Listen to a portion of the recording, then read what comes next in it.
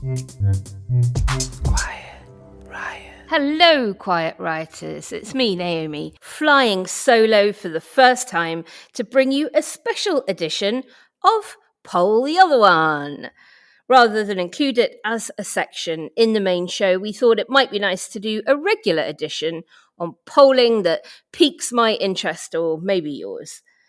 For those of you who don't know me, hello, I'm the CEO of a campaign group called Best for Britain by day and a podcaster with Alex Andreou by night. At Best for Britain, we commission a lot of polling, probably more than any non-political party campaign in the country, and you'll often hear me talking about our latest work on here and on social media. My background is not really in campaigning. It's actually in accounting and finance. So I love numbers. And I'm also a very, very nosy Parker person. So I simply cannot resist listening in to focus groups as well. So hear me talk about a lot of quantitative and qualitative data. But I'm also a Euromaniac. I'm not just a pro-European. I'm not a Europhile. I am a hardline Euromaniac. I campaigned very, very hard to keep us in the EU. I campaigned even harder for a second referendum. And now I campaign every single day for a much closer relationship between the UK and Europe, which is why I wanted to talk to you about some YouGov polling that came out this week. YouGov surveyed over 2,000 British people between the 23rd and 24th of July about a range of European things, and the headline got a lot of attention. That Britain would vote to rejoin the EU by 59% to 41%. In 2016, you'll remember the UK voted out 52 to 48. Now, only a third of voters want to stay out of the EU. Most people have just got the memo that Brexit hasn't made anything better.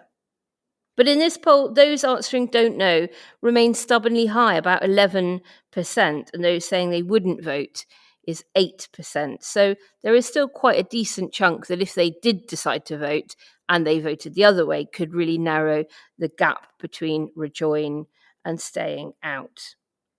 When we look at some of the other cross breaks in the data, it's interesting. Let's think about Scotland. Back in 2016, Scotland, of course, voted very strongly to stay in the EU, and it still leads the country with the highest numbers of those wanting to be back in the club. But back in 2016, Wales narrowly voted to leave the EU, but now favours joining the EU 57% to 25%, almost the same numbers as a very pro-EU London. And just as we saw in the referendum, the correlation between age and pro-Europeanism is very much still there, with just 27% of over 65s saying they would vote in, compared to a whopping 60% of under 30s. For those of us who long for a return to Europe, the trend is certainly heading in the right direction. Going into July's general election, the Labour Party position on Europe was pretty clear. They would not seek to rejoin the EU, the single market, or the customs union. But they would try to strike a better deal than the utterly crap one Boris Johnson negotiated 4 years ago. So YouGov also asked its panel whether they thought Labour had a mandate to hold another referendum to join the EU, to join the customs union, the single market, or to pursue a closer relationship. And the results show that Labour's message did cut through to voters. 51% to 21% say that Labour does not have a mandate to take the UK back into the EU, nor do they consider Labour having a mandate to rejoin the single market or the customs union. But 45% to 21% do think Labour has permission to seek a closer relationship with the EU. Conversely, only 19% think Labour has a mandate to further loosen ties. What does this all mean?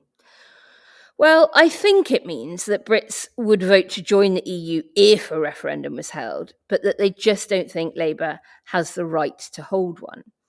I think lots of them will be very worried about reopening old wounds in families and friendship groups. And I also think that most people haven't got the foggiest clue what a customs union is or what comes with being in a single market. So it's pretty unsurprising to me that those scored less favourably than an ill-defined closer relationship. And it is ill-defined.